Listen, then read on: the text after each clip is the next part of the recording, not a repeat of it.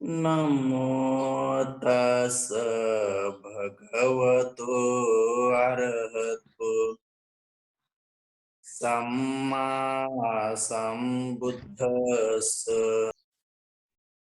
नमो तस् भगवतो अरहतो सम्मा सम्बुद्धस्स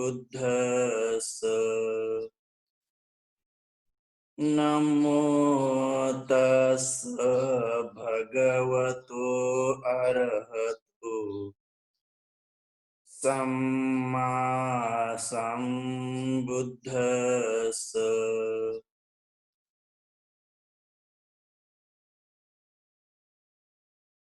तीन रत्नाला अभिवादन. बोधिसत्व यांच्या धर्मक्रांतीला शेवटच्या श्वासापर्यंत समर्पण. या शुभ संध्येला उपस्थित सर्व माता भगिनी, साधक साधिका, उपासक उपासिका, एका महत्वपूर्ण विषयावर आज थोडी चर्चा. संप्रज्ञानयुक्त चित्ताने, एकाग्र चित्ताने, सजग चित्ताने, सावधान चित्ताने ग्रहण कराल, जेणेकरून ते आपल्या चिरकालपर्यंत हितासाठी, सुखासाठी, आपल्या कल्याणासाठी, अंतिमतः साऱ्या दुःखातून मुक्त होऊन परमश्रेष्ठ निब्बान सुखाच्या साक्षात्कारासाठी ते सहाय्यकारी होईल.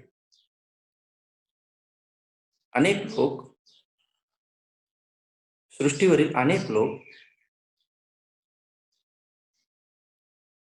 तथागत सम्यक संबुद्धाला भेटण्यासाठी येत असत. ते बिचारे वेगवेगळ्या प्रकारचे मत आणि मतांतरे घेऊन येत असत. त्यांचे वाद किंवा त्यांच्या मनातले जे काही सिद्धांत असायचे ते घेऊन तथागतांकडे येत असत. असेच एकदा तथागतांना एक सद्गृहस्थ आपल्या मनातील शंका, कुशंका, आपल्या मनातले जे काही गोष्टी आहेत त्या जिथपर्यंत त्यांनी समजून घेतलेल्या त्या विचारण्यासाठी आले होते. कधी भगवंत स्वतःहून करुण चित्ताने भिक्षू भिक्षुनींना, साधक साधिकांना, उपासक उपासिकांना जे काही सिद्धांत नीट समजले नाही ते पुन्हा समजून सांगत असत. तेव्हा आपले शास्त्र असे म्हणतात, भिक्षूंनो, भिक्षुनींनो, उपासक उपासिकांनो, काही लोक मला असे विचारतात की शास्त्रा, तथागता, आपण शाश्वतवादी आहात का? तेव्हा माझे उत्तर नाही असे असते की मी शाश्वतवादी नाही आहे. म्हणजे याचा अर्थ की तथागता मृत्यूच्या नंतर आत्मा हा अमर असतो अशा मताचे तुम्ही आहात का? याला शाश्वतवाद म्हणतात. मृत्यूच्या नंतर सुद्धा तो मरत नाही, जाळल्याने जळत नाही, पाण्यात तो वाहून जात नाही, आत्मा जमिनीत पुरल्याने तो कुजत नाही, त्याच्यावर काही एक परिणाम होत नाही. केवळ शरीर नष्ट पावते, पण आत्मा हा अमर आहे असा जो शाश्वत वाद होता, तर त्या मताचे तुम्ही आहात का? तेव्हा तथागत यास नकारार्थी म्हणजे नाही, मी तशा मताचा नाही असे उत्तर देत होते. मग भगवान पुढे भिक्षूंना सांगू लागले की भिक्षूंनो, जेव्हा मी असं उत्तर देतो तर मग बाकीचे लोक मला उच्छेदवादी समजणं सुरू करतात. ते असं समजतात की तथागत जर शाश्वतवादी नाही आहेत, मेल्यानंतर आत्म्याचं स्वतंत्र अस्तित्व मान्य जर करत नाही आहेत, तर मग नक्की तथागत हे उच्छेदवादी असले पाहिजे. म्हणजे मृत्यूच्या नंतर काही एक शिल्लक राहत नाही असे ते असले पाहिजे, असा ते माझ्यावर आरोप करतात. खरं पाहता मी उच्छेदवादी सुद्धा नाही. मी शाश्वतवादी असण्याचा काही प्रश्नच नाही की मृत्यूच्या नंतर आत्म्याचे अस्तित्व चिरकालपर्यंत राहते. कारण तथागतांची शिकवणूकच दुःख सत्य, अनित्य सत्य, हे सर्व काही अनित्य आहे, दुःख आहे, सर्व अनित्य आहे, नित्य असं काही नाही, आणि अनात्मा आहे.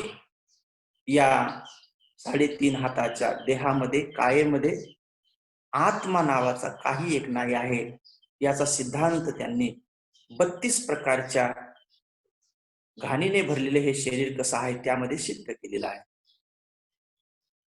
त्यामध्ये डोक्यावरील केसापासून केस, लोम, नख, तो टोटल अशा प्रकारचे जे 32 प्रकारचे घाणीने भरलेलं शरीर आहे, त्यामधल्या कुठल्याही वस्तूला आपल्याला आत्मा म्हणता येणार नाही. मग ते तथागत सांगत असत की भिक्षूंनो, मी उच्छेदवादी नसताना सुद्धा माझ्यावर तसा ते आरोप करतात. कधी माझ्यासोबत येऊन चर्चा करत नाहीत, माघारीच माझ्या संदर्भात असं लोकांना सांगणं सुरू करतात की तथागत भगवान बुद्ध हे आत्मा मानत नाहीत, ते शाश्वतवादी नाहीत, म्हणजे ते नक्कीच उच्छेदवादी असले पाहिजे. पण मी उच्छेदवादी सुद्धा नाही आहे. मी आत्म्याच्या कक्षेपर्यंत उच्छेदवादी जरूर आहे. म्हणजे मी आत्म्याला मानत नाही, पण मी फक्त केवळ आत्म्याच्या न मानण्याच्या त्या प्रक्रियेपर्यंतच उच्छेदवादी आहे. परंतु मृत्यूच्या नंतर सर्व काही नष्ट होते, काहीही शिल्लक राहत नाही, अशा मताचा मी नाही. मग तेव्हा तथागत ते कोणत्या मताचे आहेत, तर तेव्हा सांगताना म्हणतात की भिक्षूंनो, मी जेही काही आजपर्यंत सांगितलेलं आहे, सांगत आहे, तर ते मी केवळ कुठून ऐकून सांगत नाही, कुठे मी ते वाचलेलं नाही, मी तर्क केलेला नाही, मला ती कल्पना सुचली असं मुळीच नाही, मला ते स्वप्न पडलं असं कदापिही नाही. मी जे काही सांगत आहे त्याचा मला प्रत्यक्ष साक्षात्कार झालेला आहे, त्याची अनुभूती झालेली आहे. मी तेच सांगतो ज्याचा मला साक्षात्कार अनुभूती झालेली आहे, ज्याचा मी स्वतः अनुभव घेतलेला आहे. कुठल्या तरी गुरुकडून ते मी ऐकलेलं नाही आहे किंवा तो अंदाज आणि तर्क नाही आहे.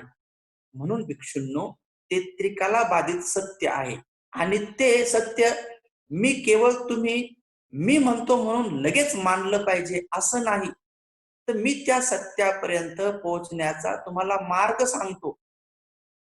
तुम्ही निश्चित त्या सत्यापर्यंत पोहोचल्यानंतर जे मला साक्षात्कार झाला, जो मला अनुभव झाला, ज्याची अनुभूती मला झाली, त्याची अनुभूती तुम्हालाही होईल.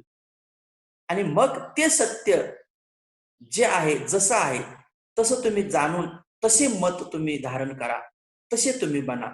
म्हणून मी सांगतो की मी शाश्वतवादी पण नाही आणि मी उच्छेदवादी पण नाही.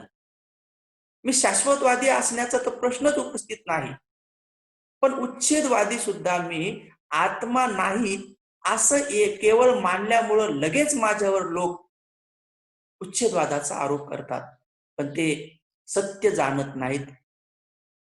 म्हणून तथागत मग पुढं सांगणं सुरू करतात. जसं की काही लोक, समजा उदाहरणार्थ, काही लोक जर घरून विहाराकडे येण्यासाठी निघाले किंवा एखादी उपासिका उपासक घरून त्यांच्या विहाराकडे येण्यासाठी निघाले आणि थोड्या वेळाने त्यांच्या घरून जर विहारात फोन आला की म्हणते, माझी माता किंवा पिता विहारात आहे का? तर मी त्यांना नाही असे उत्तर दिले. तर मग ते जर घरी पण नाहीत आणि मग विहारात पण नाहीत, मग शाश्वतवादी पण नाहीत, मग उच्छेदवादी नाहीत, मग ते आहेत कुठे? मग ते जिथे आहेत ते सत्य ज्ञान म्हणजे भगवान म्हणतात, की मी आहे काय? मला कशाचा साक्षात्कार झाला?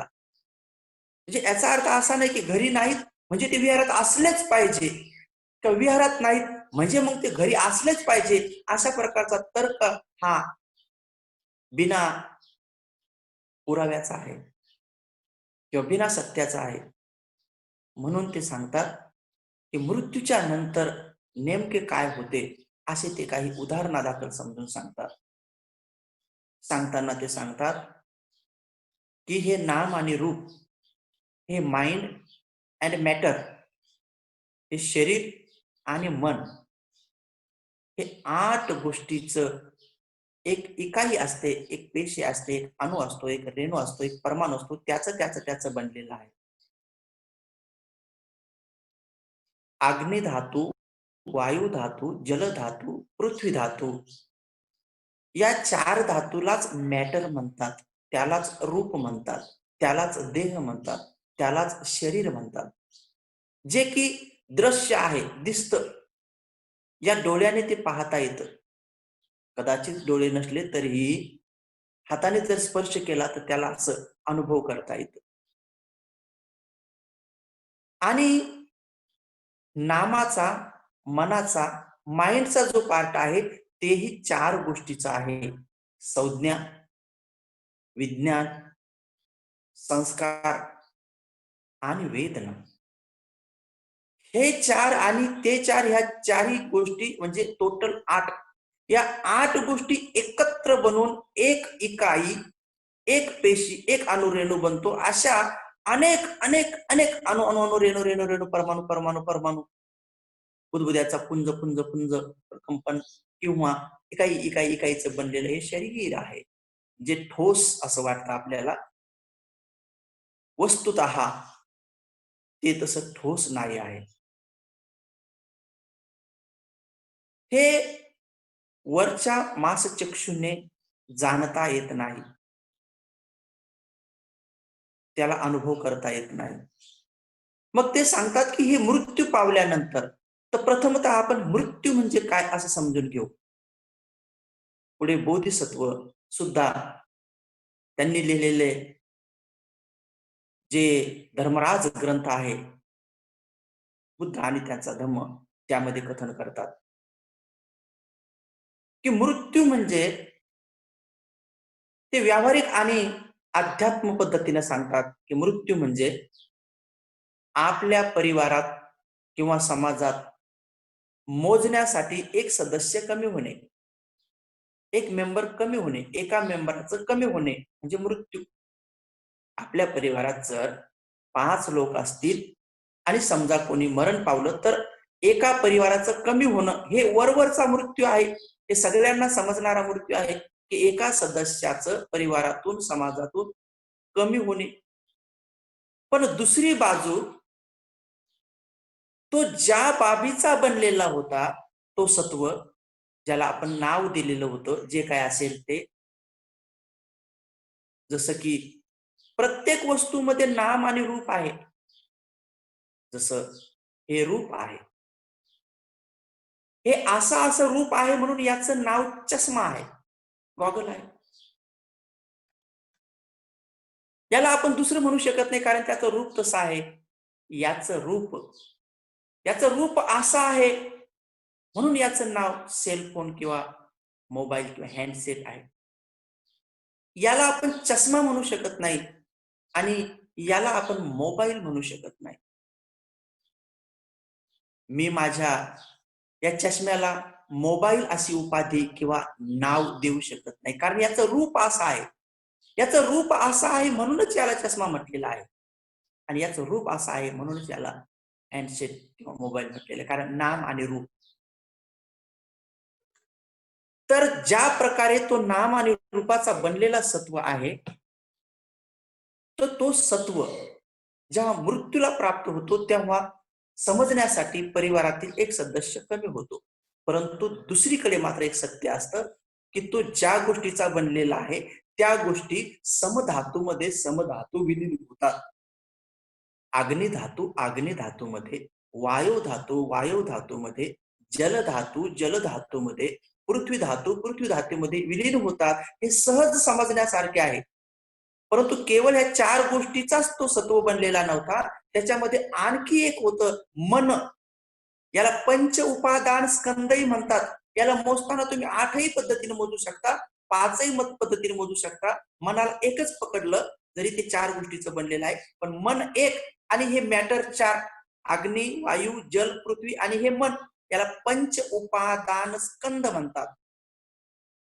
तर इथं आपल्याला त्या देहाला, मृत्यू पावलेल्या देहाला जाळले म्हणा, पुरले म्हणा, झाडांना किंवा कुठे पाखरांसाठी खाण्यासाठी लटकून ठेवले म्हणा, किंवा जंगलात कुठेतरी स्वतः कोणाच्या दृष्टीत न पडल्यामुळे मृत्यू पावल्यानंतर किड्या मकोड्यांनी खाल्ले म्हणा, असे काहीही झाले असता त्या चार घटकाचं काय झालं हे लगेच समजतं. परंतु प्रथम जो घटक निघून गेलेला आहे, ज्याला मन म्हणतात, ज्याला चित्त म्हणतात, ज्याला एनर्जी म्हणतात, ज्याला ऊर्जा म्हणतात, त्याचे काय झाले हे न समजल्यामुळेच लोक मला उच्छेदवादी समजतात. आणि हे न समजल्यामुळेच लोक स्वतःना शाश्वतवादी, आत्मवादी समजतात की सर्व काही शाश्वत आहे. जरी हे सगळं बदलणार असेल, शरीर जरी नश्वर असेल, पण आत्मा अमर आहे असं ते समजतात. कारण त्यांना या सत्याचा बोध झालेला नाही आहे. त्यांना त्या सत्याचा साक्षात्कार झालेला नाही आहे. पण मला या सत्याचा साक्षात्कार झालेला आहे. केवळ तो मलाच नाही, तो तुम्हालाही होऊ शकतो, कोणालाही होऊ शकतो. तो मार्ग मी सांगतो. त्या मार्गालाच मी धम्म सद्धम्म नाव दिलेलं आहे.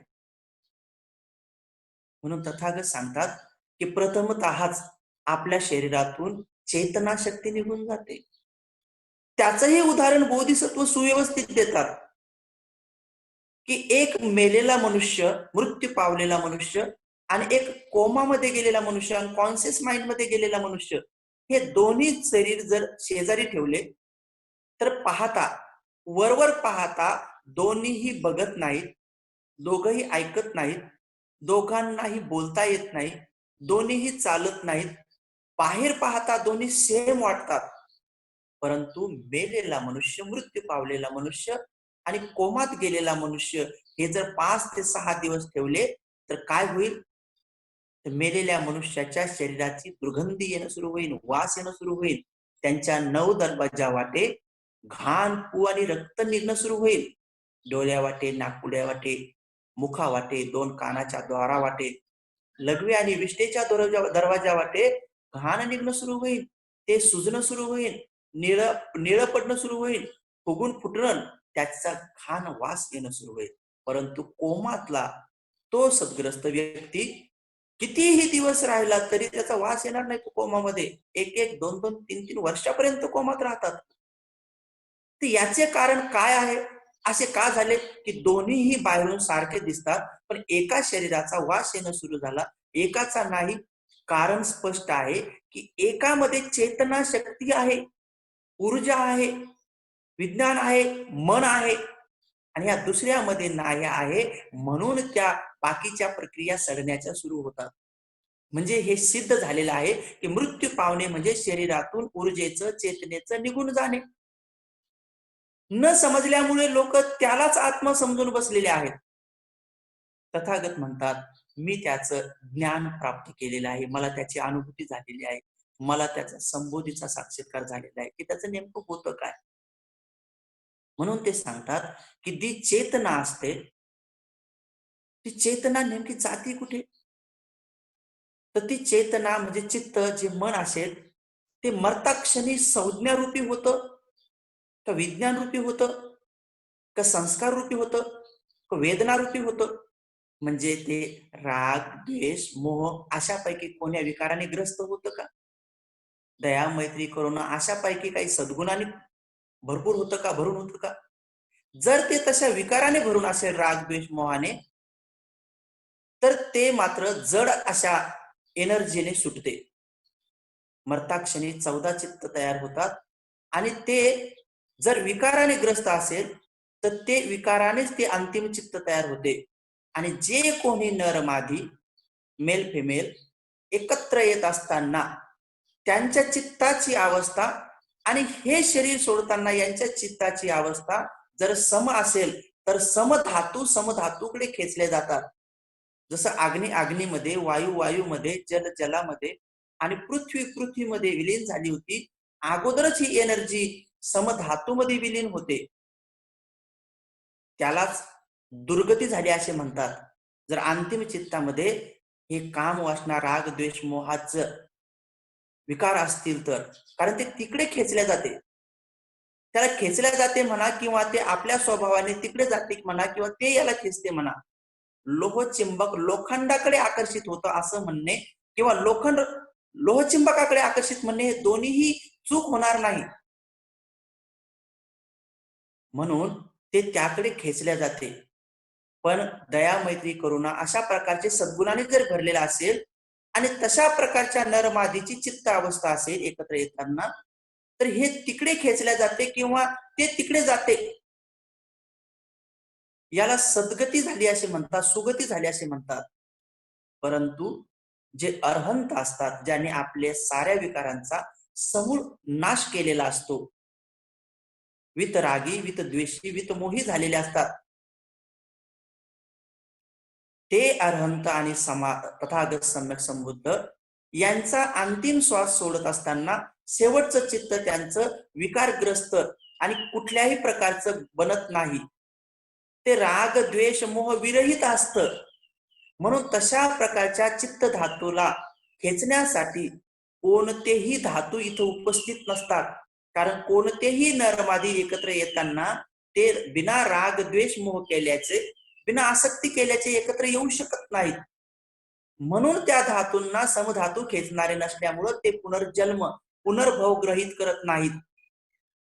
म्हणून भिक्षूंनो, मी आत्म्याच्या कक्षेपर्यंत उच्छेदवाद शिकवला म्हणून मला डायरेक्ट लोकांनी उच्छेदवादी घोषित केलं असं करता कामा नये.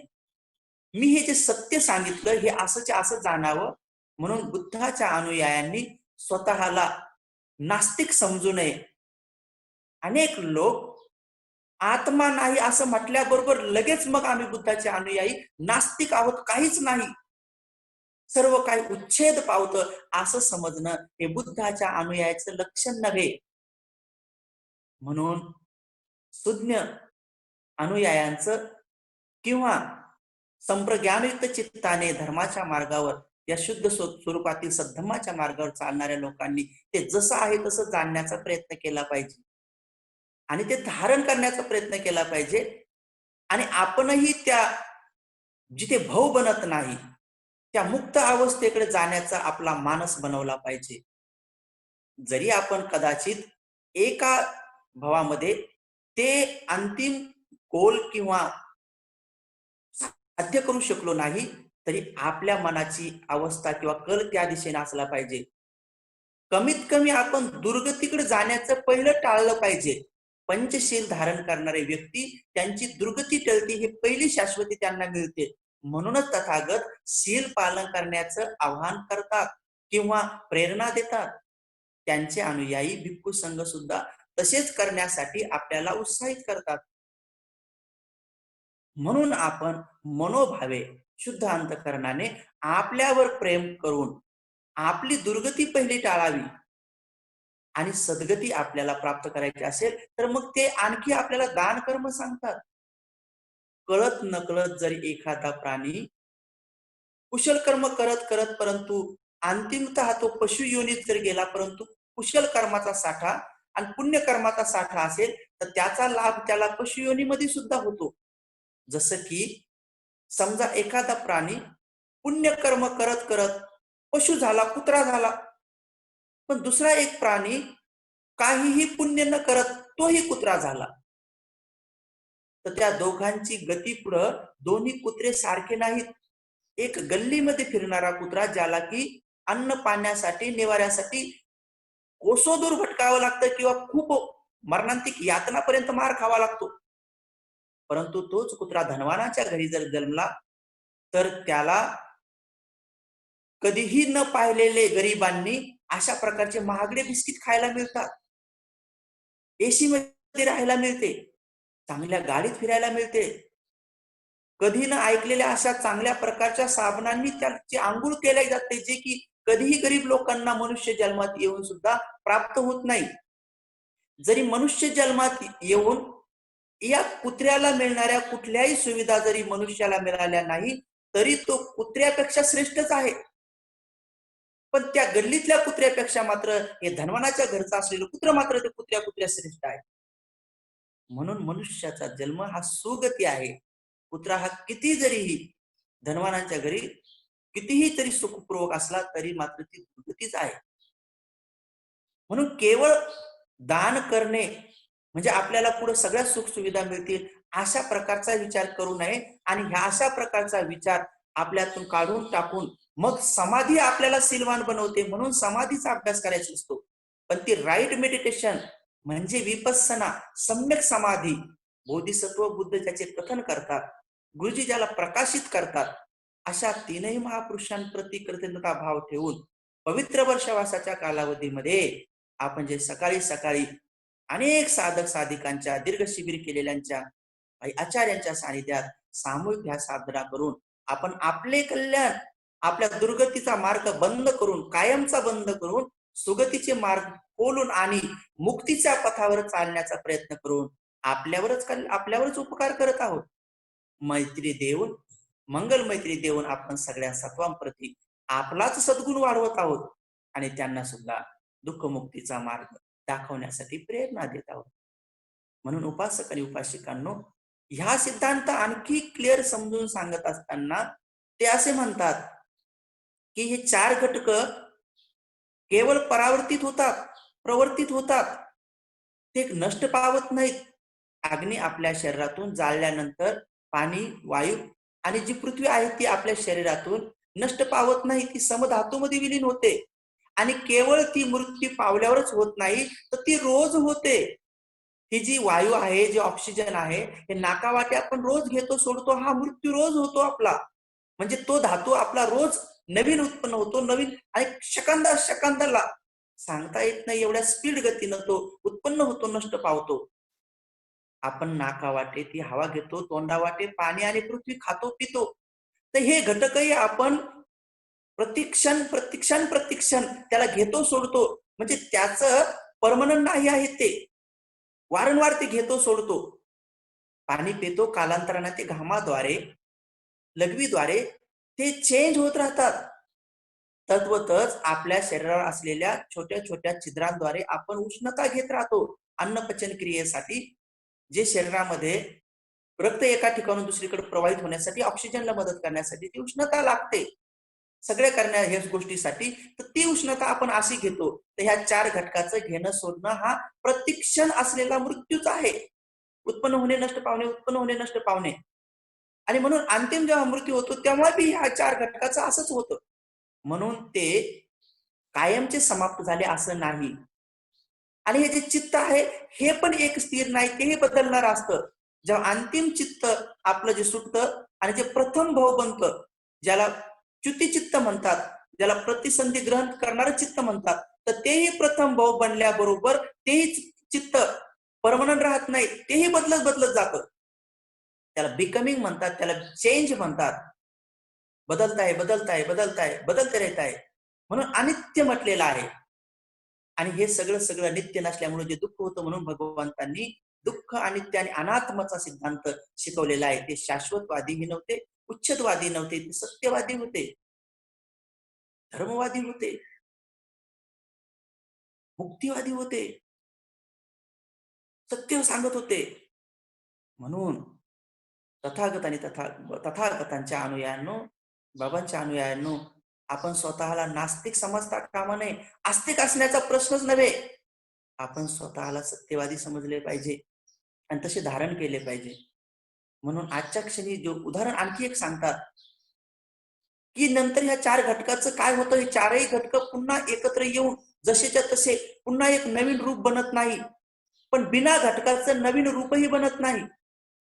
जसं की ते सांगतात, की 100 लोकांनी एक समजा हौद बनवला पाण्याचा आणि 100 लोकांनी जर त्या हौदामध्ये एक घागर पाणी टाकले, तर त्या हौदामध्ये 100 लोकांनी जे पाणी टाकले, तर सांगता येईल का, की तुमच्या घागरीतलं पाणी त्या हौदात आता कुठे गेले? या काठाचे, त्या काठाचे किंवा वर तरंगलेले तुमचे पाणी आहे असे सांगता येईल का? नाही, ते सगळे एकत्र झाले. तशाच प्रकारे मृत्यू पावलेल्या व्यक्तींचे हे चारही घटक असे सेपरेट कुठं एकत्र झाले असं सांगता येत नाही, ते विलीन होऊन जातात.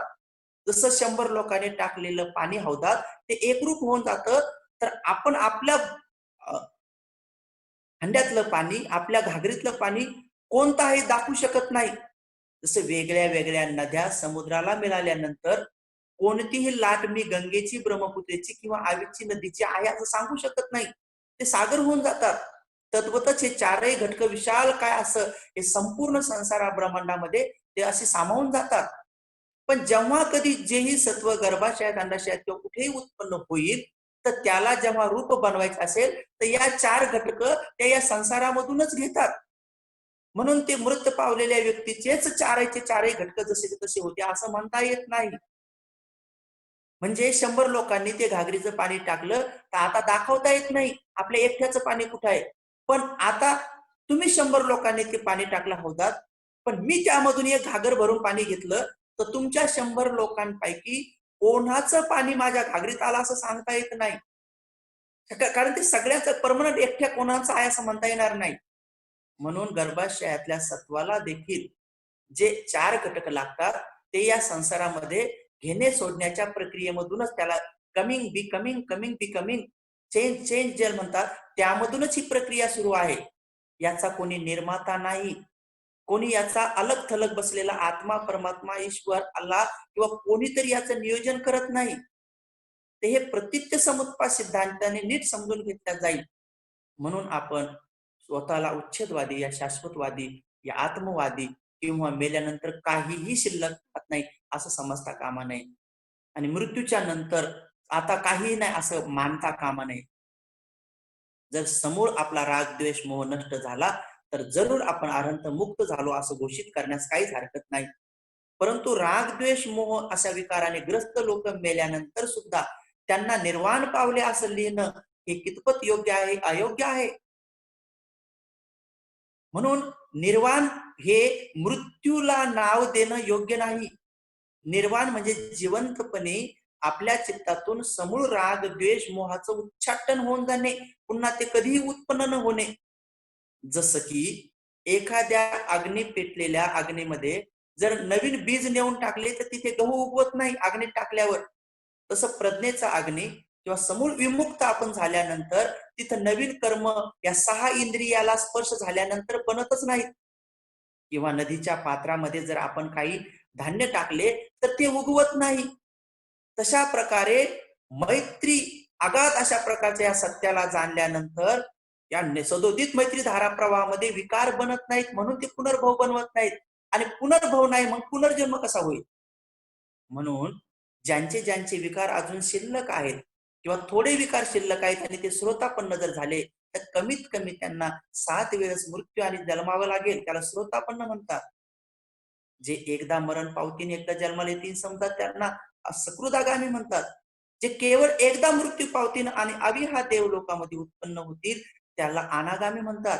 आणि जे एकदाच इथून शरीर त्यागतील त्याला मृत्यूही म्हणता येत नाही, कारण त्यांच्या हातात असते ते शरीर त्यागणे. म्हणून जे केवळ एकदा शरीर त्यागतात त्याला अनंत म्हणतात, की त्यांचं पुन्हा भाऊ बनत नाही. अशा रीतीने आपण हे तथागताचे सिद्धांत जसे आहे तसे समजून आपण त्यांचे प्रज्ञायुक्त असे अनुयायी झालं पाहिजे. आणि तशांना ते आपला पुत्र मानण्यास तयार आहेत, तशांना ते आपली पुत्री मानण्यास तयार आहेत. बाकी कितीही लोक केवळ त्यांची फोटोची मूर्तीच्या पूजा करून आम्ही बुद्धाच्या अनुयायी किंवा आम्ही त्यांचे पुत्र पुत्री आहेत असा दिंडोरा पिटवल्यानंतर देखील ते त्यांचे पिता होण्यास तयार नाही, गुरु तर होण्यास बिलकुल तयार नाही.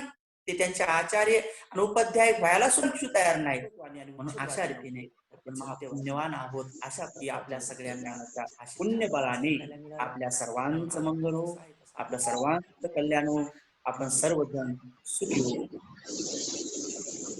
भवतु सबमंगलम, भवतु सबमंगलम, भवतु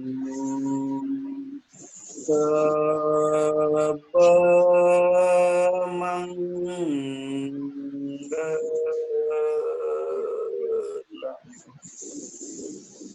Sadhu, sadhu, sadhu.